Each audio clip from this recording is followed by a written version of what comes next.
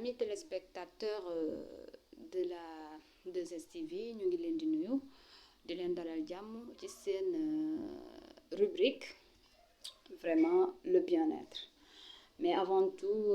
dañuy baal ñëpp àq ci tabaski bi nga xamante ne ni moom la ñu jógee donc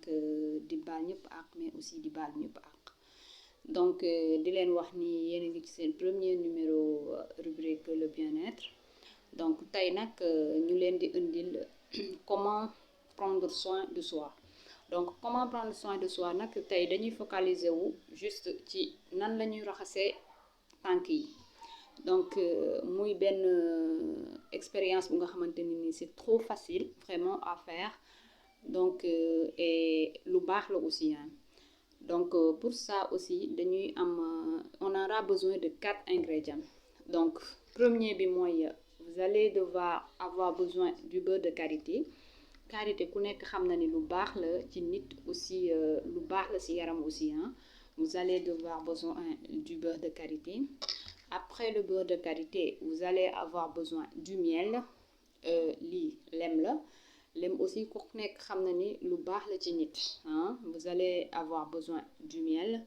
mais après le miel aussi vous allez avoir besoin du citron limon aussi ku nekk xam na lu muy def ci nit donc moom aussi di ngeen ko yittewoo ci li nga xamante ni nii moom la ñuy def tey mais aussi di ngeen soxla li nga xamante ni nii mooy bicarbonate de soude bicarbonate de soude aussi ku nekk xam na njariñam vraiment ci dundu nit ki donc pour aujourd'hui dinañ soxla li nga xamante ni nii mooy les 4 ingrédients yu ma leen présenté léegi mais avant loolu noonu da ngay soxla ndox c'est-à-dire que da ngay jël ndox bu tàng nga diluer ko def ko ci paan diluer ko ak ndox bu sedd donc jusqu'à ce que mu ñemee sa tànk donc bu ñemee sa tànk donc nga teg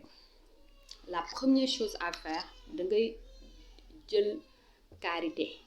nga diw ko ci sa tànk boo jëlee karité diw ko ci sa tànk ba mu tooy après nga jël lem bi aussi danga koy jël jaxase ko ak karité bi diw ko sa tànk ñaar yi ngay diw sa tànk karité bi ak lem bi ñoom ñaar ngay diw ci sa tànk donc boo ci paree ci loolu noonu ndox bu tàng bi nga xamante ni nii moom nga tegoon ci sa réservoir nga dagg ñaari limon yi nga paccal ko ci ndox bi ñaari limon yi nii ngay jël paccal ko ci ndox bu tàng bi nga xamante ni nii tegoon nga ko donc boo paree def ñaari limon yi nii nga jël bicarbonate bi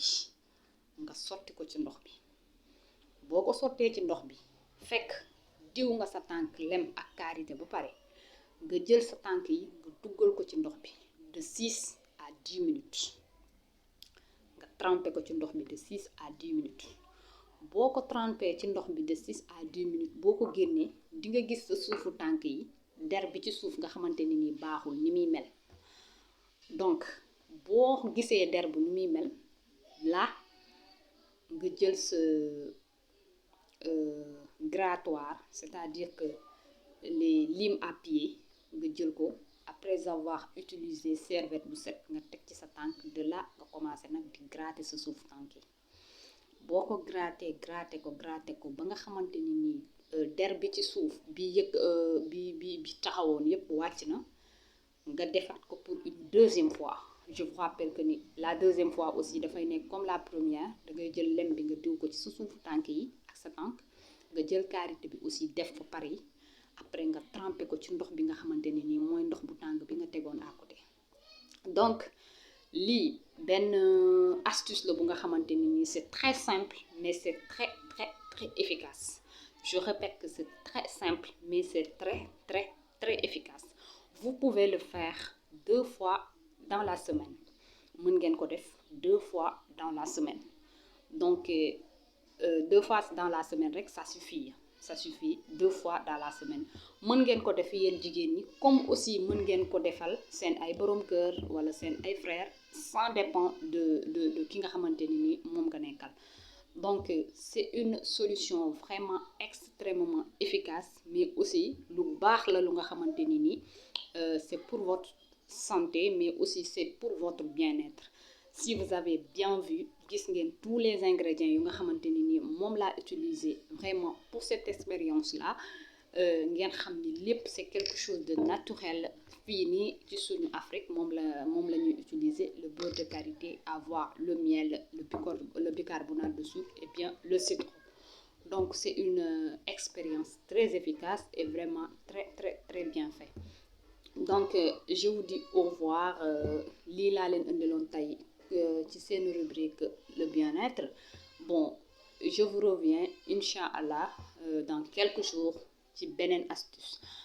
Vraiment n'hésitez pas d'abonner sur ma page YouTube le missionnaire de El Hadj Ndiaye de la 2STV. Donc c'est ça, aimez ma page et je vous reviens Inch'Allah ci yeneen astuce pour le bien-être de votre corps. Merci beaucoup et à la prochaine Inch'Allah. Aussi lépp lu nga xamante ni nii bëgg ngeen ko xam ci le bien-être du corps wala leneen, n'hésitez pas à m'écrire Inch'Allah dinaa ci jéem a ut ay expérience comme ça ma ñëw Inch'Allah pour vous le présenter. Merci beaucoup à vous qui me suivez sur ma page YouTube